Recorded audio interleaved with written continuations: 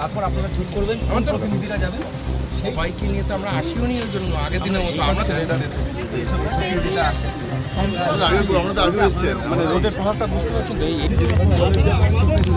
আমরা আমাদেরকে জানানো হয়েছে বলে আমরা এসেছি এইভাবে ডেপুটেশন দিব আমরা সেখানে জানিয়ে রেখেছি ডেপুটেশন দাও আমরা পেছনে পাতা দেব এটাও বলেছিলাম এটা ইনফর্ম না হয় আমরা কি আসতাম সেটা তো অবশ্যই করে আমরা আসিনি জলপাইগুড়ি শহরের যারা ধারে কাছে আছে তাদেরকে ডেকে আমরা জাস্ট ডেপুটেশন আকারে দিতে এসেছিলাম কিন্তু আমরা দেখছি যে এখানে ব্যারিকেড করানো আছে আমরা বলেছিলাম ডেপুটেশন দেওয়া হবে এবং সেইভাবেই আমরা ইন্টিমেশনে দিয়েছিলাম কিন্তু দেখা যাচ্ছে ব্যারিকেড করে রাখা হয়েছে একটা ডেপুটেশন দেওয়ার জন্য এখানে পুলিশ যারা আছেন ওনারা ডেপুটেশন দেওয়ার কথাটা ওনাদেরকে জানিয়েছে বোধহয় ডিআই ম্যাডাম এবং ওনারা ব্যারিকেড করে রেখেছে আমরা ওনাদেরকে আবেদন করলাম যে আমরা তো জাস্ট ডেপুটেশন দিতে এসেছি প্রায় ইন্টিমেশন দেওয়া ছিল আমরা এখানে জাস্ট 5 জনই যাব ভেতরে কথা বলতে কিন্তু আমাদের তো এই ভেতরে আমাদের যেখানে ডিআই অফিসে যেখানে শিক্ষকরা যান সেখানে বসে তারা তো নিজের আমাদের সমস্যা না মিটলে আমরা শেষ পর্যন্ত এই লড়াই চালাবো এটা শেষ কোথাও নেই যতক্ষণ না আমরা আমাদের দাবি দেওয়া পর্যন্ত পাচ্ছি রাজ্য সরকার সম্পূর্ণভাবে এখনো যারা টেন্টেড আছে যারা অযোগ্য তাদের লিস্ট এখনো পাবলিশ করলো না তার মানে তারা এই পরীক্ষায় আবার বসছে এবং যদি এই পরীক্ষার নোটিফিকেশন যারা নতুন পরীক্ষায় বসছে যারা মানে নিউ ফ্রেশার্স তাদের কাছেও আমাদের আবেদন যে এই নোটিফিকেশনে বলা আছে যে কোনো দিন চাকরি চলে যেতে পারে এবং সুপ্রিম কোর্টের রায়ে যদি কোনো দেখা যায় যে অযোগ্যরা পরীক্ষায় বসছে তারা চাকরি পাচ্ছে এরকম ঘটনা ঘটলে এই নতুন চাকরি পরীক্ষা দিয়েও যদি কেউ চাকরি পায় তার চাকরি থাকবে না এটা নোটিফিকেশনে বলা আছে তাহলে আমাদের পাশাপাশি যারা নতুন পরীক্ষায় বসবে তারাও তো বঞ্চনার শিকার হচ্ছে তাদেরও চাকরির কোনো সিকিউরিটি থাকছে না আমরা চাচ্ছি প্রথমত এটা যে অযোগ্যদের লিস্ট পাবলিশ করতে হবে তাদেরকে পুরোপুরিভাবে ছাঁটাই করতে হবে তারা যাতে কোনো রকমভাবে নতুন পরীক্ষায় বসতে না পারে যারা আমরা যোগ্য আছি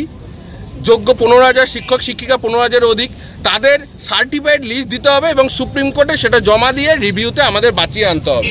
এবং তার পাশাপাশি ডিআই এর কাছ থেকে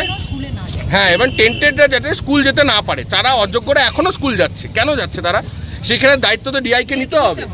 যে কেন তারা স্কুলে যাবে এত কিছুর পরেও এবং লাস্ট একটা বিষয় যেটা নোটিফিকেশন যেটা করা হয়েছে সেখানে সুপ্রিম কোর্টেরই অর্ডার যে পুরনো ভ্যাকেন্সিতে যারা ছিল তারা 2016 সালে তারা সেটাতে পরীক্ষা দেবে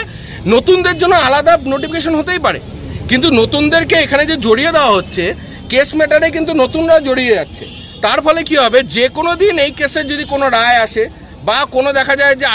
মানে যারা চোর আছে টেন্টেড যারা তারা বা যারা ঘুষ দিয়ে চাকরি পেয়েছে তারা যদি কোনোভাবে ফর্ম ফিল আপ করে থাকে বা পরবর্তীকালে সেটা নিয়ে কেস হয় যেটা অলরেডি হয়ে গেছে তারা ফর্ম ফিল আপ করেছে বলেও আমাদের কাছে খবর আমরা পাচ্ছি তাহলে কিন্তু চাকরি পেলেও সেই চাকরি 1 মাসের বেশি টিকবে না এবং সারা বসবেই বা কেন তাদেরকে সুযোগ করে দেওয়া হচ্ছে কেন তাই আমাদের এটাও দাবি আছে যে আমাদের পুনর্বহাল এবং নতুন যারা ফ্রেশার্স আছে তাদের জন্য একদম নিউ নোটিফিকেশন যেটাতে তারা নতুনরা বসবে এবং তারা পরীক্ষাটা দেখ আমাদের তাদের সাথে কোনো রকম মানে বঞ্চনার জায়গাতে তারাও যাতে না যায় সেদিকটাও আমরা বলতে যাচ্ছি এখনো ডিআই ম্যাডাম দেখা করেননি আমাদেরকে ঢুকতে দেওয়া হচ্ছে না আমরা বলেছি ডিআই ম্যাডামকে বাইরে এসে আমাদের সাথে দেখা করতে হবে দেবব্রত ভৌমিক যোগ্য শিক্ষক শিক্ষিকা অধিকার মঞ্চের পক্ষ থেকে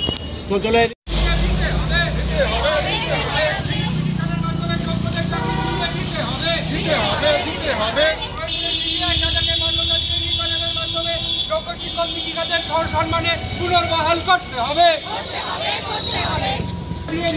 মাধ্যমে যোগ্য শিক্ষক শিক্ষিকাদের সম্মানে পুনর্বহাল করতে হবে রিভিউ পিটিশনের মাধ্যমে যোগ্যদের চাকরি ফিরিয়ে দিতে হবে প্রয়োজনে সিবিআই সেটাকে মান্যতা দিয়ে দিতে হবে দাদা আপনারা মূলত কারা আমরা হচ্ছি আমরা এই বঞ্চিত আমরা যোগ্য শিক্ষক শিক্ষিকা মানে আজকে কি কারণে যাচ্ছেন আপনারা? আজকে আমরা ডিএম থেকে ডেপুটেশন দিচ্ছি দাবি কি রয়েছে? যোগ্যদের লিস্ট দেওয়ার, ভেরিফাইড লিস্ট দেওয়ার জন্য। হাইকোর্টে তো একটা ইয়ে করা হয়েছিল যে যাদের ভাতা দেওয়া হবে সেটা তো হ্যাঁ, সেটা গ্রুপ সি গ্রুপ ডিদের জন্য।